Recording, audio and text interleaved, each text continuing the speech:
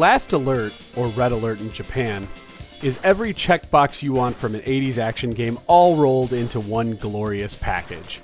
It's a top-down run-and-gun shooter akin to the SNK arcade titles Guerrilla War and Ikari Warriors. The biggest difference between those games and this is that Last Alert is Japanese as I can get out. The cutscenes are overly dramatic, and for lack of a better description, anime as hell. The voice acting is dialed in, and frankly sounds like a bunch of teenagers dubbed over a cartoon. I thought I'd find you here. I thought we'd always do things together, even when we die. We've received a report that Lloyd and the Force Project jointly developed a stealth aircraft. The lead, Guy Kazama, is a crazy hybrid of Rambo and Kenshiro of Fist of the North Star. The game is violent, it's crazy, and I love it. Your basic plot is that several incredibly intelligent men from across the globe have teamed up to unleash global terrorism. Guy Kazama is the only man for the job, and of course, he must do this task alone.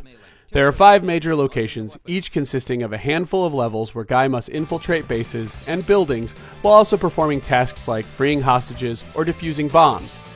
It all starts off with good intentions and alternative goals, but quickly devolves into killing each and every soldier in the room, down the hall, and across the street. For a late 80s title, especially one that came stateside, this game is violent, with enemies exploding into literal blood as they are shot down. Guy's appearance begins as a clone of Rambo, but for some reason the majority of the game from Chapter 2 to the end, he looks a lot more like Chuck Norris to me. I looked up some footage and coverage on this game, and it would appear that most people only played the first level. This is only unfortunate because Last Alert does look like an SNK arcade clone until you get to the later levels where it really starts to shine. As soon as you think the plot can't get any better,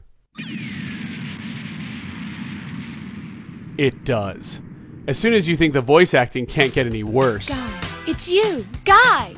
This is Leonard. You're alive. I knew you could do it. it does.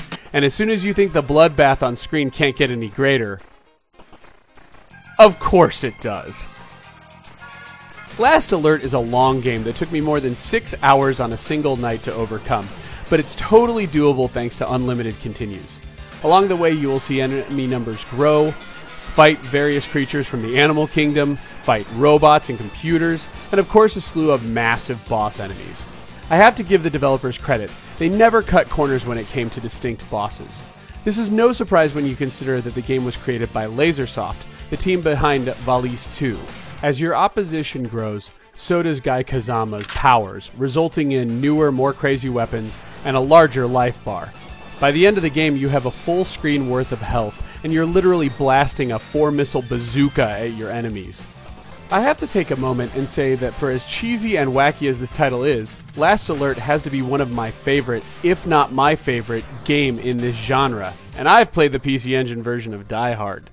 The over-the-top cutscenes, terrible voice acting, incredible plot, and endless length all combine with an addictive, albeit repetitive, game of attrition.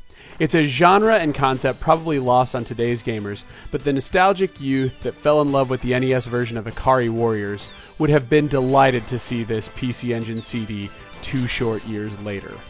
The production value, fun gameplay, and blatant ripoff of American pop culture is perfect for the time and still holds up today.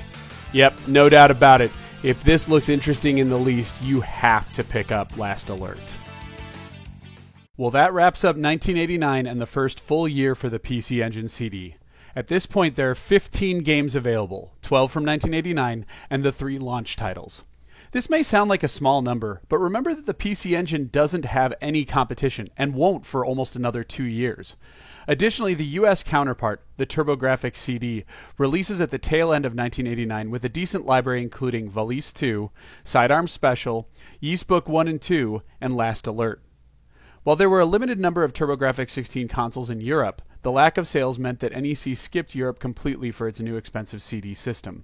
All in all, it's a solid start for the first CD-based console, and it's about to get better in 1990.